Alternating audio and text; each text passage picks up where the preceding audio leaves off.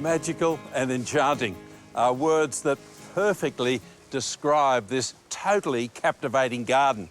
You know, the minute you walk in through the front gate, you can feel the dimension and the animation of a garden in full flight. Welcome to Ewanrigg, a garden that doesn't allow her age to mellow her beauty. Take you to another place. Wanna hold you till you can't feel no more. We're only a couple of hours west of Sydney, in the cool, elevated climate of the Blue Mountains, where these beauties here really perform at their best with what's on offer: sunshine, fog, mist, rain, and occasional snow. Maybe not today, but they're just looking fantastic. They taught us to let it overflow, 'cause you just never know. I really wanted to show you this scene because it's the view from the conservatory looking out through this magnificent spring colour with the maples and the rhodos. Now, the rhododendrons, of course, include the big, tall, beautiful Himalayan ones and these fabulous Japanese varieties of azaleas, the Kurume azaleas.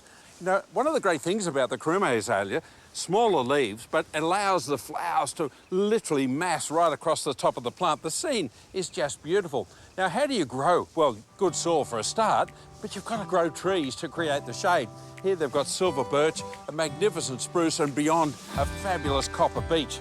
So grow your trees, and then the azaleas come in underneath, and the rhodos. And now the mist and the fog is just rolling through the garden. It's quite ethereal.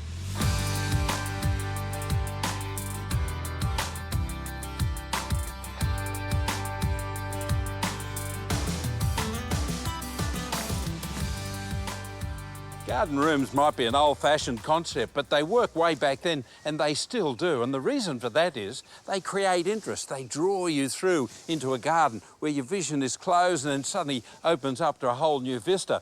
Just like in this little lawn, beautiful lush green lawn area, which is dominated by a couple of 80-plus-year-old trees, a variegated tulip tree and a blue atlas cedar. This is a lovely little enclosed space. When you can create these, you have privacy, and you can sit and relax and just absorb the atmosphere and the lush greenness and colour. Everywhere I look around, whole world's a settling. Distant strangers in the crowd, I can tell they're settling. Oh, sorry to interrupt your work, Jessica. How are you? I'm very well, Graham. How are you? Good, great. What legacy you're working with here? I feel so lucky, you know, to be able to maintain the gardens here, and from the ground up, from the soils, the bulbs, the ground covers, right through up to the tree canopy. I walk around and I'm absolutely enchanted. I noticed through here there's lots of little Japanesey touches.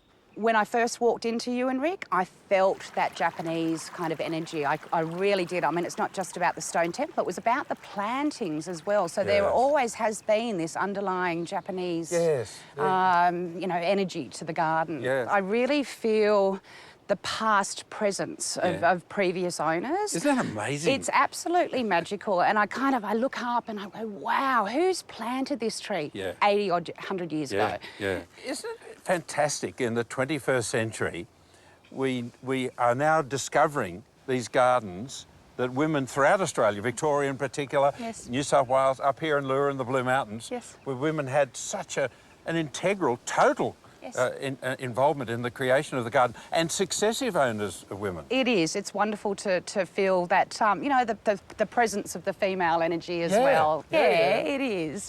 Thank you. It is. For some reason, it is a very feminine sort of garden. It's a very soft garden, and that's the foliage and the flowers that do that.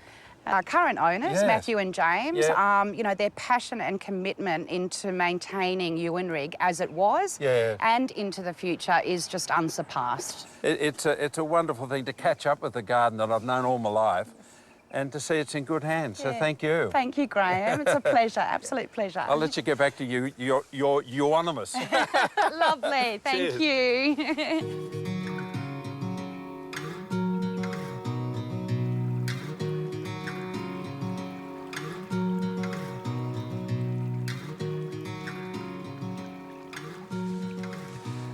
Gardens like this have fantastic histories, and this ironstone bridge is truly magnificent. As the trees and the vegetation close in and the tulips come up into bloom and the maples crisscross over the waterway, this bridge has stood the test of time. A truly magnificent design and a wonderful inclusion in this garden. Gotta know that we have something precious in our hands.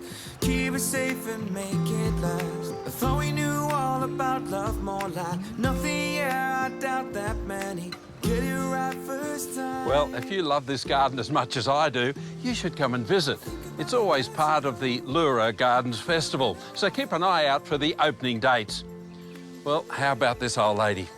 Isn't she incredible? It just shows that time hasn't diminished its beauty at all. If anything, it's enhanced it and the garden design that goes with it over the decades. Without a doubt, the old girl's still got it.